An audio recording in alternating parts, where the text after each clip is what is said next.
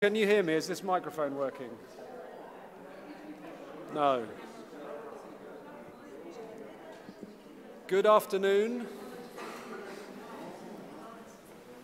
Welcome, everybody. I think my microphone is working now. How wonderful, how exciting to be back in Perugia and to see all of you. We have an hour of intense debate about tech regulation. My name is Damien Tambini, and we have a panel which is qualified, extremely qualified to answer the questions that we are facing around tech regulation. To my right is, starting from the extreme right, Martin Moore. He is my, not the extreme right, in political terms. He is my co-editor on a book that we are launching today, which is called Regulating Big Tech. It is available from Oxford University Press. Unfortunately, the copies that we were hoping to be handing to you all today are stuck in customs because of Brexit. That's another story. But you can certainly find it on the Oxford University website, and we're happy to answer questions after the panel about it. Next to Martin is Maren Urmer. She has multiple interesting perspectives on our topic today. She's founder of Perspective Daily, which is a news and information service which builds on her perspective as a professor of journalism, but also a neuroscientist. And she is the author of the best-selling book, The End the Permanent Negativity, which is a translation from the German. And she has particular views on what we need to do in terms of regulation in order to foster a rational and informed democratic debate, i.e. what journalism has traditionally done. And to my left, literally, I'm not so sure metaphorically, is somebody who has a really interesting perspective from the front line, the coalface of changing tech regulation.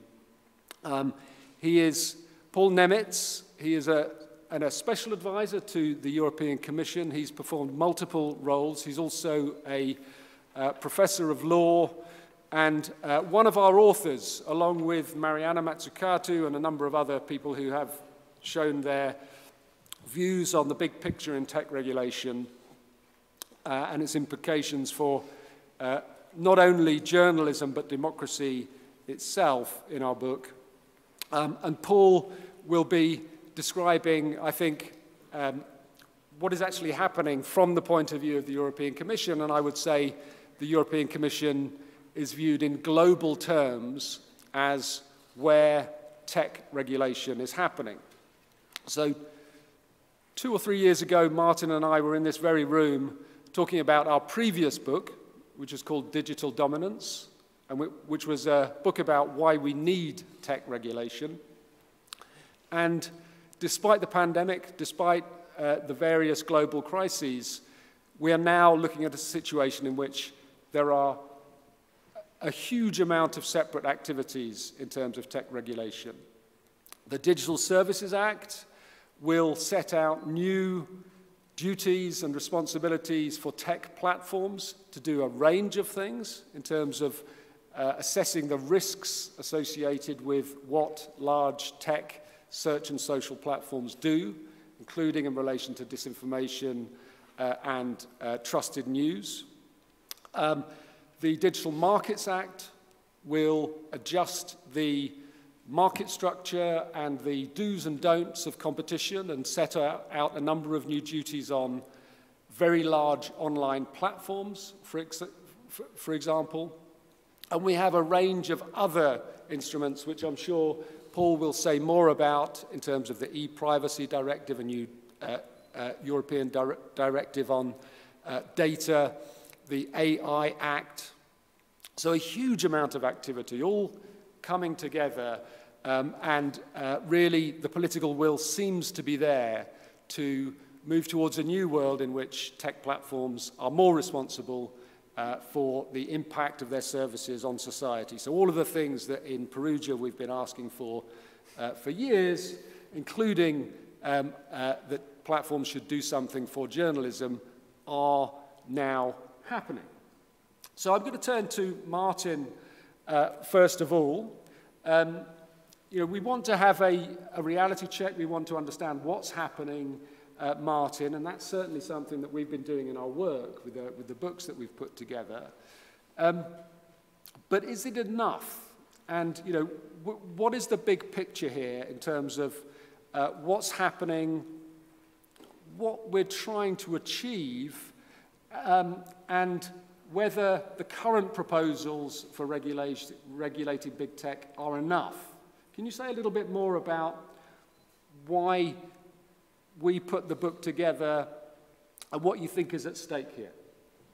Thank you, Damien. I'll try and just set this conversation in a little bit of context, because I think it's helpful to situate us in where we are now. So Damien and I really started, I suppose, focusing on the large tech platforms almost a decade ago, best part of a decade ago, when it started to become very clear not only that these platforms were playing an increasing role in media and communications, but that they were playing larger and larger roles within society and within politics, taking on many of the civic roles and the civic powers that we'd previously associated with media and communications. But equally, it was also, they were kind of new beings and new entities, and we were trying to understand what their power meant, what the implications of it were, and what some of the problems associated with it were. So as Damien says, to better understand it, we asked a series of experts, not just in academia, but journalists and policymakers, to write about what they saw as some of the real dilemmas and problems associated with the power of the tech giants. And that was the first volume that we put together called Digital Dominance, which was essentially based around the kind of 5 to 6 very large tech platforms based on the west coast of the US.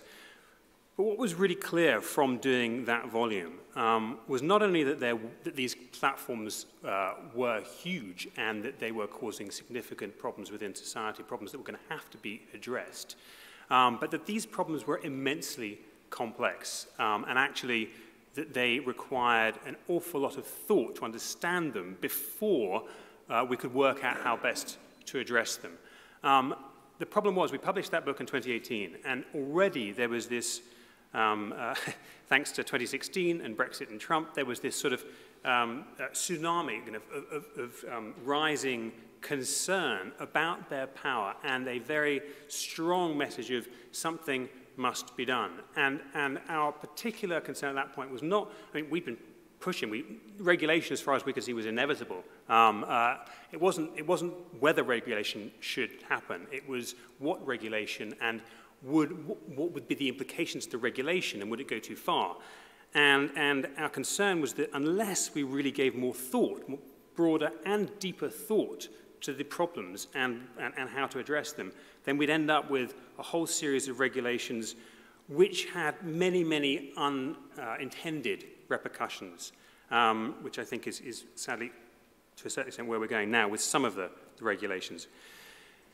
So that was the kind of the genesis of this. And again, we've brought together a whole range of people from academia, from policy, journalism and elsewhere, to address lots of different aspects, because as far as we can see, and I think we still both hold to this, there's no one regulation. This isn't a kind of J.R.R. Tolkien, Lord of the Rings. There's no one ring to rule them all. There's no one piece of legislation or piece of regulation that will address these problems. These problems go across a huge range and affect many different parts of our lives. And for that very reason, we think that the problems need to be addressed in different ways. Some of them, yes, absolutely have to be addressed by the introduction of regulation. Some of them will be by the Digital Services Act, Digital Markets Act, in the UK by the Online Safety Bill.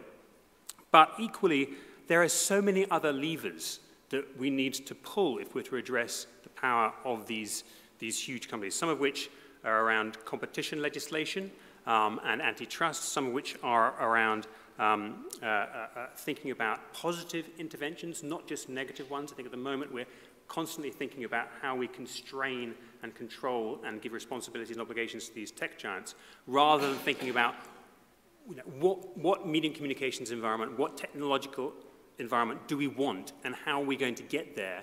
And that will include necessarily a mix of positive and negative interventions. It includes thinking about the positive aspects of self-regulation as well as legislation. It means thinking about subsidies. It means thinking about this whole toolkit that the governments have at their disposal in order to try to figure out how best to address these problems.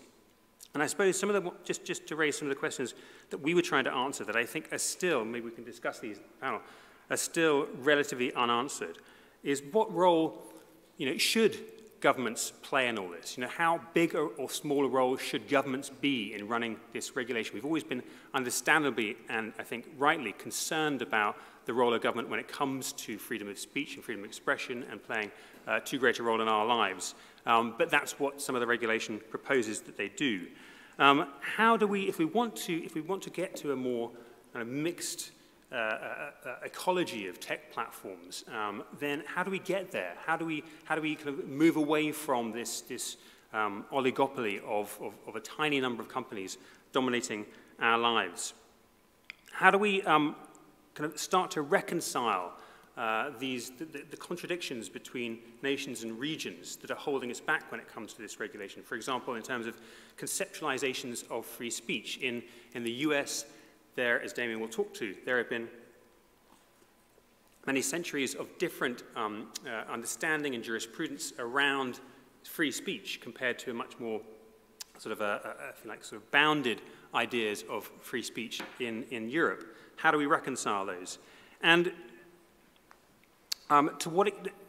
what role should journalism and media play in all this? How privileged or exceptional should journalism and media be? Because what we're seeing in the regulations and the legislation at the moment is attempts to make journalism and news more exceptional, which I think most people in this room will probably have a lot of sympathy for. But we're also seeing the real problems in what happens when you seek within legislation and regulation to make journalism exceptional, for the very reason that it starts to raise questions about kind of licensing of journalism and government control of journalism. So, there are some real thorny questions, I think, which are still unanswered, despite the fact that we're moving forward at a phenomenal pace with regulation, certainly in Europe and indeed in other countries around the world.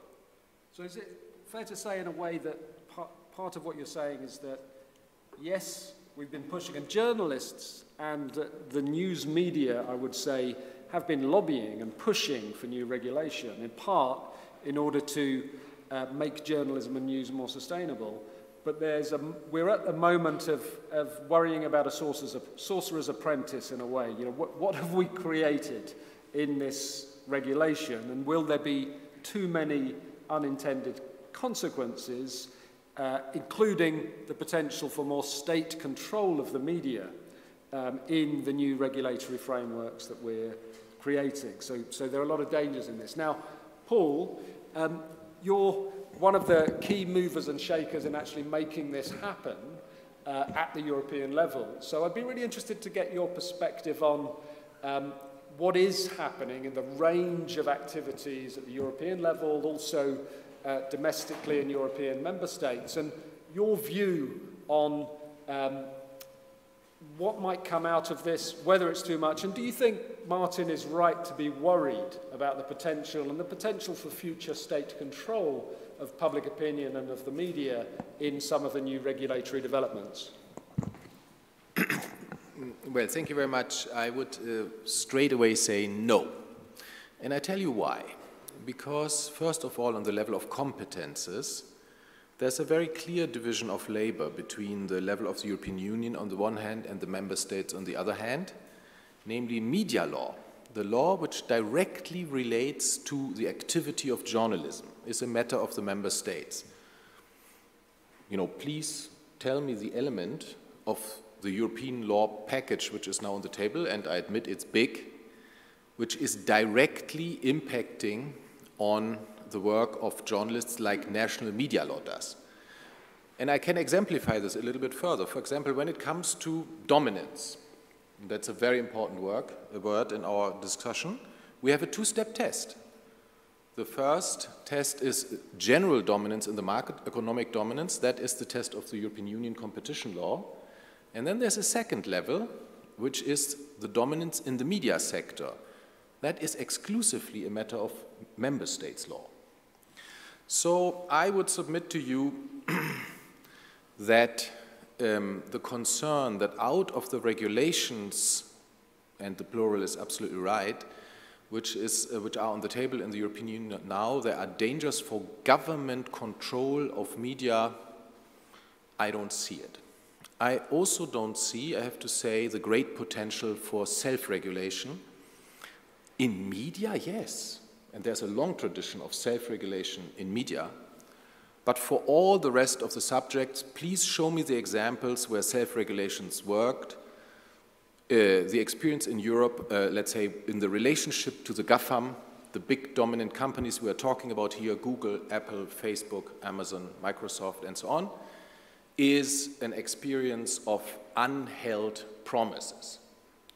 The most long-standing example is the promise of 15 years ago to develop a common charger for mobile phones.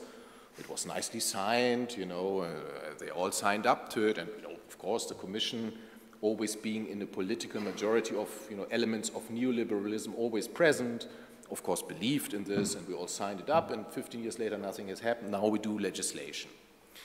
And so I think that's not the only area of experience. The DSA, for example, is also, let's say, legislation now, because we made the experiences that the codes of conduct, which we have negotiated, I've myself negotiated, some of these, they did not work as we expected. And I would say, you know, since we are among journalists who are used to criticize power, it's not about the government control. You have used the word government all the time. It's about democracy controlling power. And the function of control of power of democracy and of fundamental rights is, of course, first to control the power of government, but increasingly also to control private power. It's not the government which controls, it's democracy which controls. And our discussion is not about, in the main, governments, democratic governments coming down, based on union law on journalism. It is about the question, and that is, I think, the big elephant in the room in Brussels, of whether we still have a primacy of democracy over business and over technology, or whether we have entered a new stage of technological development where we have to content ourselves, like John Perry Barlow wanted it in his declaration of the independence of cyberspace. We have to content ourselves with the rule of technology, the unbroken internet rules, and as John Perry Barlow said in his declaration, governments and parliaments have no legitimacy to regulate the internet and technology. I think that is the crucial question of our time, and there we have to know where we stand. Do we stand on the side of democracy, or do we stand somewhere else in this space because of economic interests and because of making friends with those who have big money? And I would say that's one of the key challenges. The money of these companies is one of 8 sources of power. We could now discuss all the other sources of power, the grip on the infrastructure of public communication, the personal data they assemble on people, and so on. But the money of these companies now is everywhere, and it makes friends everywhere. It's in academia, it's in congresses like ours, I would say, those are the things we need to talk about. What I liked about your presentation was the grouping of measures. One group of measures is to restrain power, and we need absolutely those measures. The other part of measures is to enable the development of alternative structures. And there I would like to just continue a little bit and just name the names of the instruments which are important here. So first, the Digital Governance Act.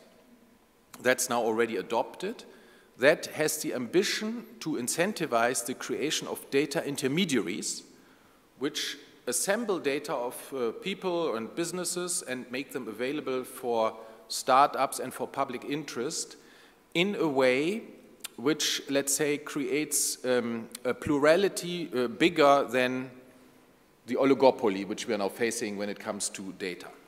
Whether this works, we will see. It's a birth of thinking, of imagination. Whether it works in practice, we'll have to wait. The next one, it's proposed, it's being negotiated now, is the Data Act. This is about rights of access to data, in particular in two relationships, namely, what does government have rights to access the data of Google, for example, when it is needed for governmental work. Maybe some of you know this book about Seeing Like a State, you know, arguing, and I think they're right, that companies like Facebook and Google, they know more about our society than most of governments.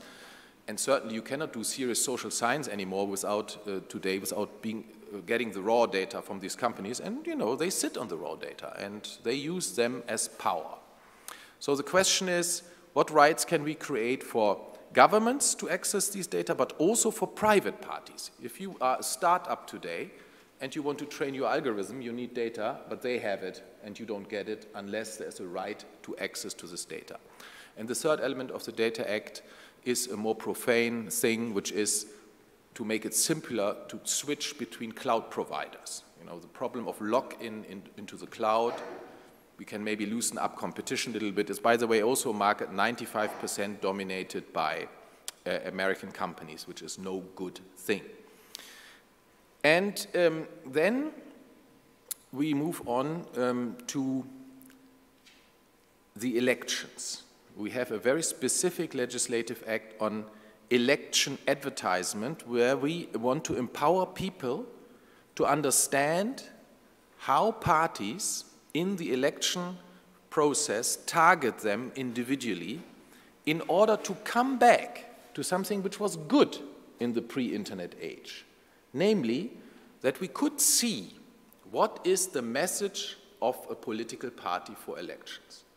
The problem of individual targeting, of individual advertising on the internet now is that the public doesn't see anymore the messages which we receive individually from political parties in campaigning. This is not how democracy can work. So I would say, you know, as much as we all love innovation and we stand for innovation, we always have to think whether the new is also the better. And for democracy, it is not good if parties can tell individuals what they want to hear, and there is no public space anymore where these messages are scrutinized. So the purpose of this legislation is to make the messaging transparent and to allow to come back into a public forum where we can see what the message of the party is it coherent, and can we criticize it?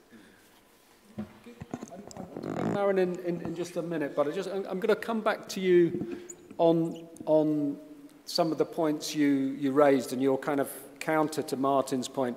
What we've seen, and this is where, you know, for the audience, if you're not professional policy wonks, we're deep in really crunchy policy here. But to summarize it, we've got this, what I would see as a huge amount of activity led by the European Commission. And it's really trying to reshape the incentives and the markets and the technologies and the data flows which make up this new media system we're dealing with. And, you know, this is coming from a commission that's not anymore just about economic development. This is about also trying to shape democracy and trying to make a media system that works in Europe. But I think Martin's point is that with the Commission, in all of these areas, get involved in data, control of data, the split of data between media companies and individuals, and the split of revenue between media companies and platforms and so forth.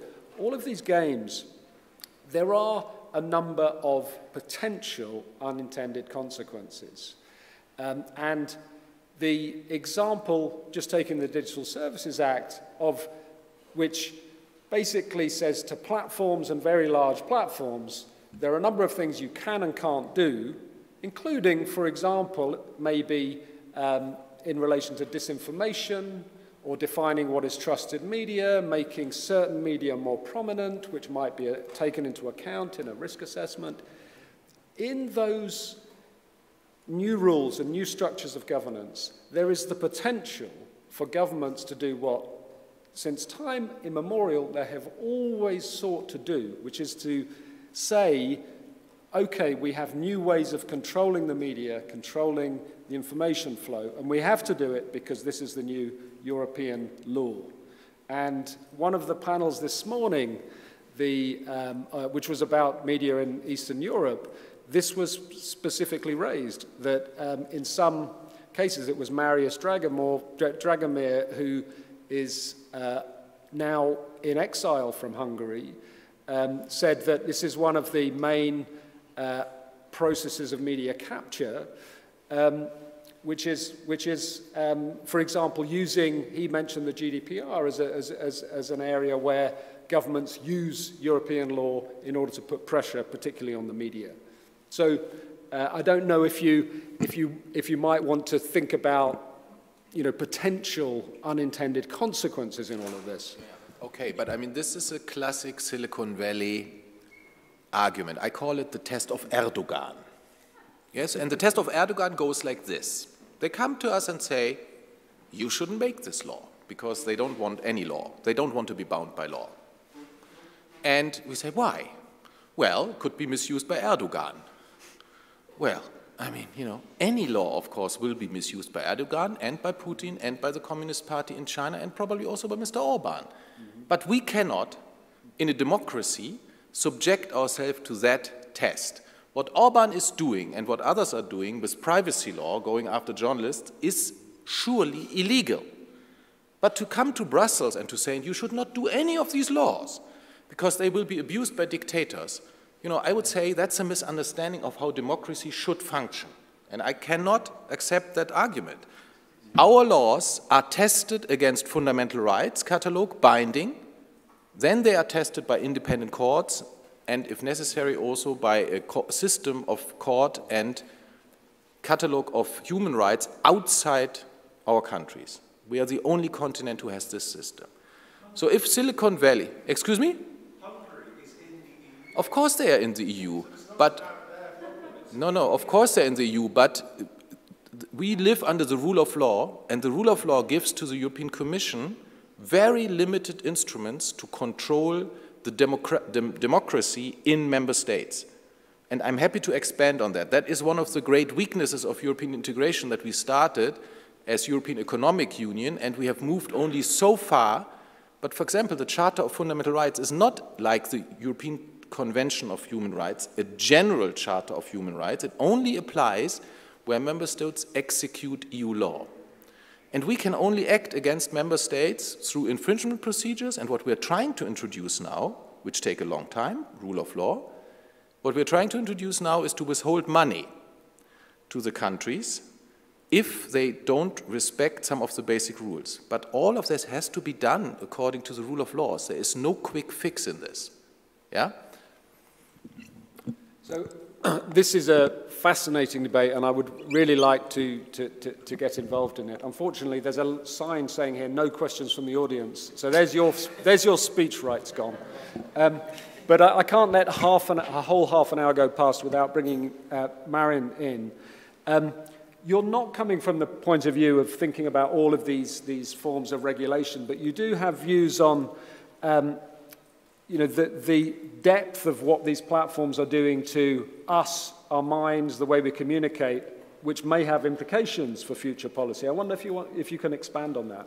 Yeah, sure. Thanks.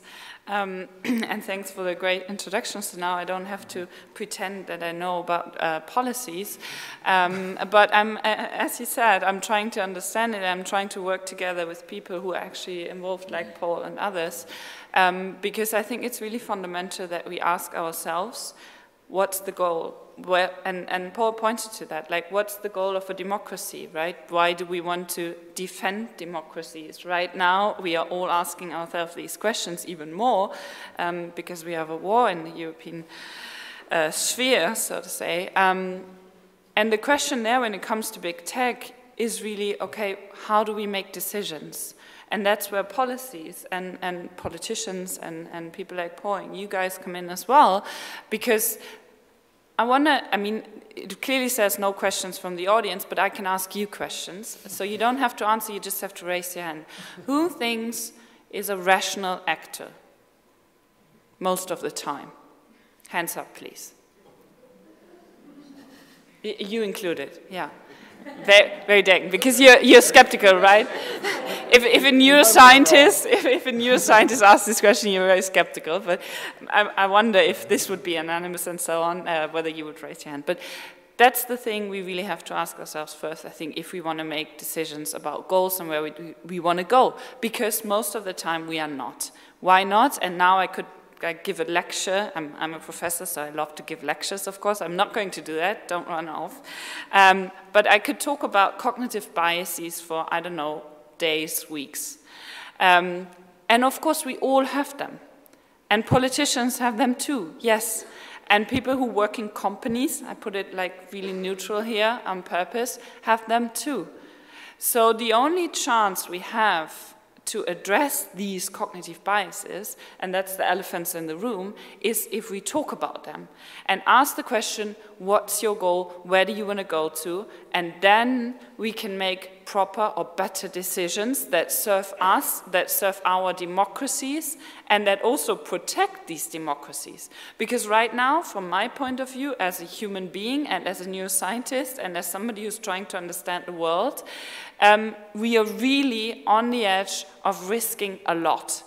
And this is not only involving freedom of speech, but it's really like the question, do we have a shared common ground, the prerequisite in a democracy, where we say these are facts, and this is opinion, and this is BS, or whatever we want to call it. And this is driven by certain people who want to increase, I don't know, shareholder value or some other weird measurement that they use in order to address their, I don't know, profits or goals or whatever we want to call them. And this is really where it comes down to understanding the human mind, or not understanding, I wouldn't go that far.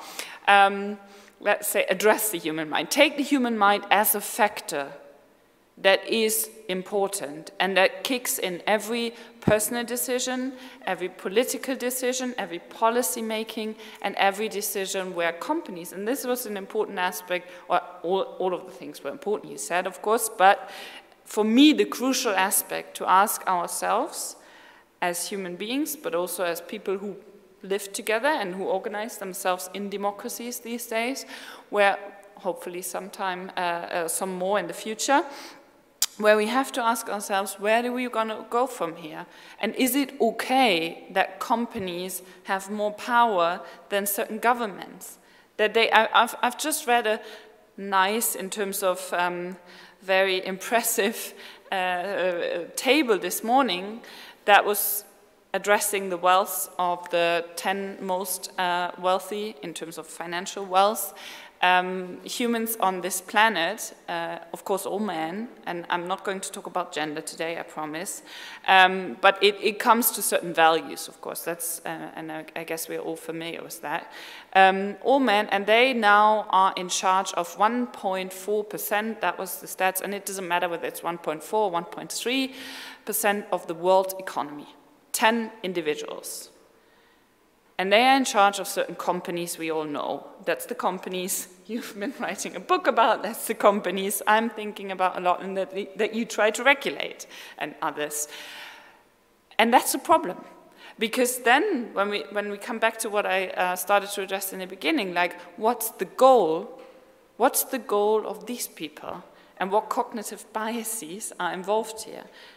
And how do they shape our thinking, our belief system, so to say, and our decisions when it comes down not only to who we date, when we think about things like Tinder and stuff, but also whom we vote for.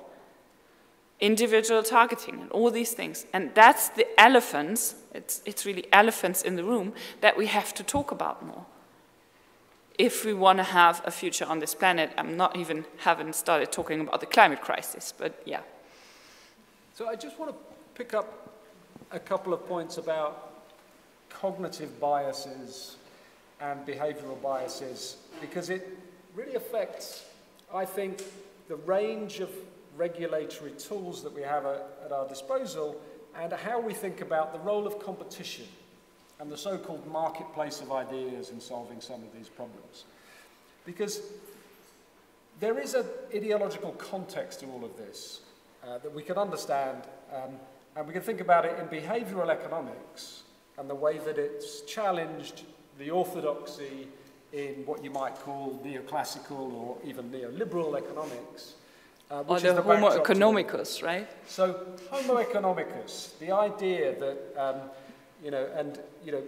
maybe it is true of some of those tech bros you were talking about, that they maybe are all too close to being rational actors, but most of us are not rational actors. And in economics, what we've seen is a great challenge to the orthodoxy behind the idea that competition ultimately is going to deliver the consumer interest, and we're all rational, we will choose those products that serve us, and the utility in the media is going to deliver a rational democracy. And I think that view has been challenged, right? I mean, in economics and in politics, and in the years since 2016, we've had the scales have fallen from our eyes because we realize that consumers of the media do not seek truth. They do not rationally seek truth, and they certainly don't have the information signals in the market that would enable them to do that. So, I mean, do you agree in a sense that understanding that the cognitive biases that we all have should lead us to think again about the idea that somehow all of this can be left to the market, or the market will fix a lot of these problems? Yes. The short answer is yes. The slightly longer answer is yes, definitely, because, and the even longer answer, I'm trying to elaborate on in a few sentences, is because then we lose this common ground that I was trying to refer to, because what our brain really likes often is short-term thinking. So let me give you a couple of examples. So, for example, when you make the decision whether you eat the ice cream or not, because you think about the instant pleasure or the feelings you get and the sweet taste, and your brain literally telling you, this is calories, I don't know when I will get food later on. This is your, what I like to call, Stone Age brain, making decisions. And this is important to understand, not only in terms of food, but also in terms of, for example, whom do I vote for? The slogan of Brexit was take back control, because now comes another important aspect into the, let's say, game or decision-making game, which is fear and anxiety and uncertainty. Basically, what that does to our Stone Age brain, I call it Stone Age brain because it hasn't changed a lot since the Stone Age, which is good and bad. Bad, like I just tried to explain, but also very good in certain other aspects. But when it comes to fear and stress and uncertainty, and a situation that people experienced, for example, and still experience in the UK, in the US, what do we tend to vote for then? Whom do we tend to believe then? People who are very much like us. We forget that diversity is actually something that's good, because we want to feel protected, we want to feel safe, and we do that. Our Stone Age brain, we're not only our brain, but it's a very important organ, we tend to ignore the long-term thinking. We go even more short-term. We want to even feel even more secure, have even more control. So we tend to close in, and we close in terms of, like I said, personal ideas, like everything that looks a bit different, a bit strange even. We then fear that that might be an enemy. but then also on, let's say, not only the personal level, but of course the political level and the country-wise level. That's why Take Back Control worked. But I mean, sure. I want to bring in the other speakers, but before I do that, you know, if you have this model of the individual actor not being rational, don't you have to undermine democracy itself? No, because many brains are better than one brain. That's the general rule. But for that, in order to make that happen, that's why I come in with the cognitive biases, we have to be in this state where we accept other brains. And that's not a state of fear and anxiety and uncertainty, or increased uncertainty, there's always uncertainty, but increased uncertainty, because that basically blocks out, and I said there's good things about the Stone Age brain, because that blocks out the regions that are fundamentally human, which make us not better, I don't want to say better, but let's say cognitively advanced compared to all other species on that planet. That let us build these smartphones and all the other things that are great about, like rooms like this, everything, right? That's because we have these regions, but they are blocked when we are in stress and anxiety. Okay, so we've heard a lot of the kind of critiques of the completely unconstrained, completely commercial model of social media. We've left it to the market. This is what we've got. We've got people trying to trigger our lizard brain reactions in order to get the most revenue, basically. Yep. In Europe, we've had evolved what we call this, there's this constitutional principle of the mixed system in broadcasting, that we have some state control, but we also have some kind of market signals, and we need to evolve that for this new kind of order. And I'm going to come to you in a minute and tell you and ask us how we're going to do that and how much faith you have that Europe can do this. Can we save democracy? But Martin, you started off by saying that you're concerned that regulation is going too far and that there are dangers in it. Particularly in terms of government overstretch. Can you expand on that? I mean, clearly I have to speak more to what I know than to what Paul knows. And you know more clearly, Paul, about the EU and the process within the EU. And I think there are clearly lots of protections within the DSA and the Digital Markets Act. But I look at more domestic legislation to me. And when I look at certainly the draft bill that has just been introduced to Parliament in the last fortnight in the UK, the Online Safety Bill, I see it littered with references to the Secretary of State this, the Secretary of State that, the Secretary of State. So in a national context, speaking in a national and a regional context, and I recognise Brexit, etc., there are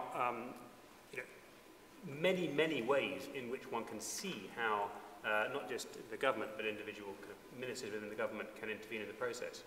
And I think part of the problem that I see here is that coming back to this question about thinking deeply about these problems is that, was it Weber who talked about laws and sausage factories and Bismarck, thank you. Because watching the process by which this draft law has gone through, and it's gone through an awfully long process for many, many years, it's been apparent that there are certain things which just haven't been thought about enough, in the sense that we now have laws which talk about harms where no one really knows what harms they're talking about. We have laws that talk about content of democratic importance, and no one really knows what that refers to. We're already creating laws and regulations and legislation with an awful lot of question marks and unknowns. And in many of those places where there are unknowns, it is the Secretary of State will fill in the gap, or the regulator will fill in the gap, code of practice, etc. So my concern is that once you move away from the democratic process, once you move away from the parliamentary process, once you move towards the individuals and the individual departments filling in the gaps, that's when you get to really quite dangerous territory in terms of how can I fill in those gaps in such a way that will benefit me. Can I abuse my privilege and ask Maren a question, because one of the other things that I've noticed about, and this is particularly with the UK, but about thinking about legislation, is the degree to which people are talking about user empowerment. And that's even written within the latest legislation, that platforms will be obliged to provide tools to the user to empower them to make choices, whether that's blocking people, whether that's seeing people's real identity, whether that's, which it's very difficult for anyone to be against, because user empowerment is great. But I'm curious, particularly from what you said earlier, whether you think this will actually help, whether actually empowering users and giving them all the tools will resolve the problems that we're talking about. You see me smiling, so you see where you might expect where this is going now. And funny enough, and we haven't talked about this beforehand, the last 48 hours or so, I've been thinking a lot about the term consumer or customer protection, which goes now, or reminds me of your question, or basically resonates with the question, because I keep on wondering exactly what you were just asking. Whom are we protecting whom against what? And this is a lot of questions, right? This is 3 questions and 1 question. I'm a bit proud of that. But that's really, I think, what we have, and you said it's complicated. Yes, I agree, because we really have to ask ourselves, who's in charge? Is it politics of protecting us? That's maybe filling in the whom.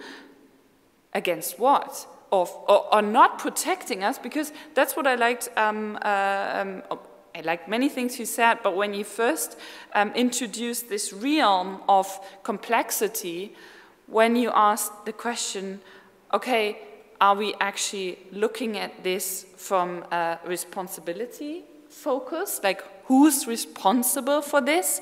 Is it then the companies? Should it be some kind of government, or is it us now?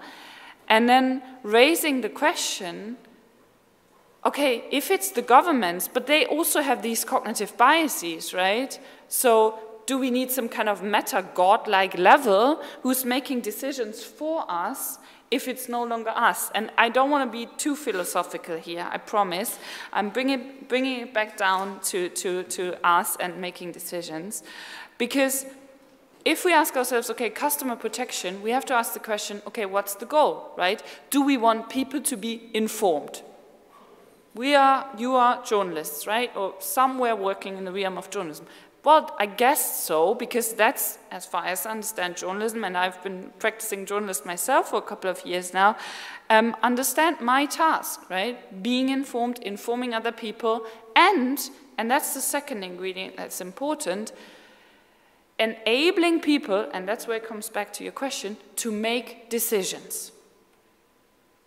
Okay. Good, I think we can agree on that, right? Being informed and enabling people to make decisions. So now the question is, what decisions and how do we decide? And that brings us back to the goals, right? And again, I really want to vouch for democracies here and why it's important that we bring in multiple brains and that we talk about this customer protection or enabling people to make decisions in a more honest way. Because I think that's what's really missing from the debate, because there are all these vested interests, right? You mentioned the companies coming in, you mentioned it as well, and people kind of don't dare to say it, because one of the other slogans I really liked after the financial crisis was too big to fail. There's even a big book written about this, where's the title, which I recommend everybody to read. And now I come to this point, are these companies too big to fail, and is it just some kind of, okay, now I'm a bit philosophical again, veil of ignorance that we use here now because we don't want to address the hard questions any longer, because we are too scared to let them fail, to not only have a Facebook shutdown for a couple of hours, but to have really the important but also hard questions to address. So we have some really difficult questions here about what we can leave to consumers and the market, and what we need somehow to... sorry, can I finish my question? do you want to have my mic?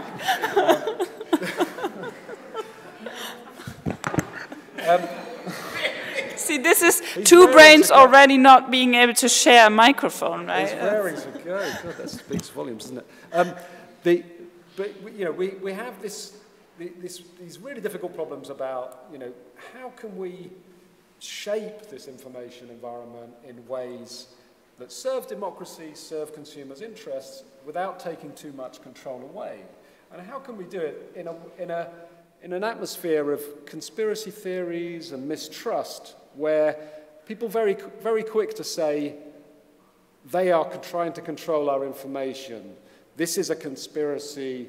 This is there is some kind of power behind this framework, and we're trying to create this complex, multi-leveled governance in order to protect democracy and create an enabling environment for democracy. And I want to give a couple of plugs to the Council of Europe, that's done some really interesting work on how to develop those governance tools with sufficient transparency and openness. And just this week, the Parliamentary Assembly of the Council of Europe has approved the media governance principles, which are a set of principles which say, well, if you want to establish all these complex co-regulation and governance arrangements, you need to do it in transparent and open ways. And that's, I think, work which has been published this week. But you haven't mentioned the Media Freedom Act, of course, which has been announced but not really detailed. But Paul, tell us how you see things developing over the next months, years, in terms of the European framework, and what you think needs to be done.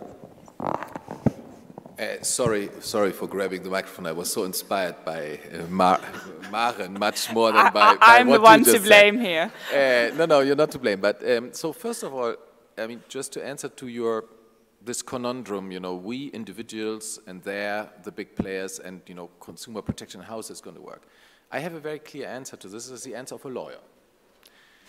In our world today, it is not enough to give people rights that they can do something and decide, and it's not enough to create transparency that people know. Because in our lives, we have other things to do than to fight all the time these big corporations. If we do this, this is sort of the liberal concept, you know, and the extreme is neoliberal. The liberal concept is, we give people rights, you know, they have rights. And we create transparency, but that's not enough. The power difference between the individual alone on one side and the big corporations on the other side is such that we need institutions which also play a role. And that is, if you ask me, that is what we try to do. So we create all these individual rights, we create transparency, but we also create a data protection authority which can act in parallel to the people, not only on the basis of complaints of individuals, but also ex officio. Yes? So that's my first answer. If you think, and, you know, unfortunately also in civil society, you know, there are many people who are in cloud cuckoo land, who think that, oh, you know, if we just as individuals, you know, if we get organized, everything is fine. No. The power issue is huge. We must always discuss these issues under the heading of power, and against power, which is organized and structural power of capitalism combined with technology, you need to institutionalize counterpower. If you think only the individual can do it, forget it. You need to do both. So that is one of the clear answers, and that's what we're doing in Brussels. And, well, maybe I leave it there, because that is true for all those acts.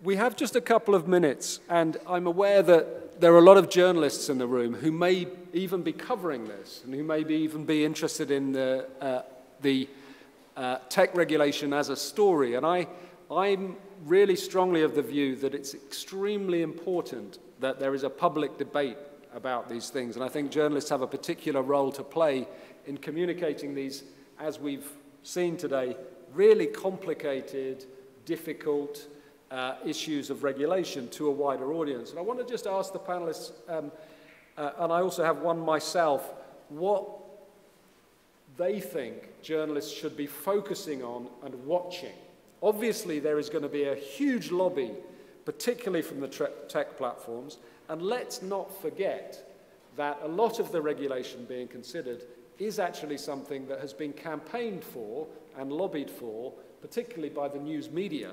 If we think about the online services bill in the UK, that's a newspaper campaign that resulted in this. So each of the panelists, starting with Marin and then the other panelists, what should journalists be watching for and what should the public know about in this debate? Yeah. So, because I argued so heavily against rational decisions, I'm now going to argue for the power of the individual, because, and especially the journalistic individuals, because they have the potential, you have the potential to reach many other brains, so to say. I always like to say every thought and every information you consume, anybody consumes, changes your brain. And that's why this regulation is so important, because you mentioned conspiracy theories. I avoid calling these theories because they are no theories. They are conspiracy tales, fairy tales, so to say. And that's important. It's important what words you use, and bringing it down to how we talk about regulating big tech, make it something that feels connected to the people. I mean, you know this, you have to tell stories, right? That's how people make it emotional, not too emotional, of course, but everything is emotional because it belongs either to our value system or not. And if it's too technical, and I don't want to argue against good descriptions and fact-based stories and fact-based articles and videos or whatever you choose to, what form you choose to report about it, but make it something where people feel like, I need to think about this, and maybe I even want to do something about this. Not only in my daily decisions, but also in my political decisions. Paul. Yeah, I would say good principle is follow the money. Look at how people make money. How do these corporations make money? What do they use it for? Where does the money come up? Look at the academics. You know, is there money in that faculty? Are they getting money for the studies? Look at the conferences. Where does the money come from? Look at civil society. You know, do they get money from Google and Facebook? Follow the money. Because what we are discussing about is power. It's power over societies and power over people. That's the first thing I would say. And the second thing I would say is try to question technological claims.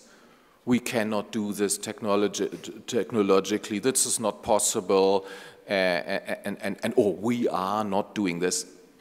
Big tech lies constantly. And I refer here to Shoshana Zuboff's book, Surveillance Capitalism. The culture of lying in Google is famous. I have had it myself. You know, when we negotiated the code of conduct against hate speech and incitement to violence on the internet, they said, oh, you know, it's too difficult. We can't find incitement to violence on the internet. We can't do it. Or right to be forgotten. Google, oh no, can't do it. So don't believe what they're telling you about their technological capabilities, about their business models. Go deeper, find insiders, test their technological claims with alternative sources. For example, I take startups in Israel or something as proxy to understand where the technology really stands. These are my 2 tips for journalists. Don't believe the claims of big tech and follow the money. Thank you. Martin, I'll give you the last word. Well, just a word of caution, I suppose, which is be careful what you wish for, and this is really to news organizations. I think that, as Damien said, for quite a number of years, a lot of news organizations have been pushing very, very hard. I think in some ways very absolutely rightly for regulating big tech without actually thinking about the spillover effects of some of that regulation on themselves. And now some of them are trying, particularly in the UK, to carve out these massive exemptions for themselves. I think there is a tendency for news organizations to A, think that regulating big tech won't affect them, and B, actually when they realize it will affect them, for seeking to privilege the news organizations in such a way that will potentially, I think, institutionalize the close collaborative relationship that news organizations are already having, the big news organizations are already having with big technology companies. And that, to me, is not a direction we should be going in, where you get this media tech complex. And that's my fear from regulation. So be careful what you wish for. Paul, Martin, Maren, thank you very much, and thank you all the audience. Sorry for no questions.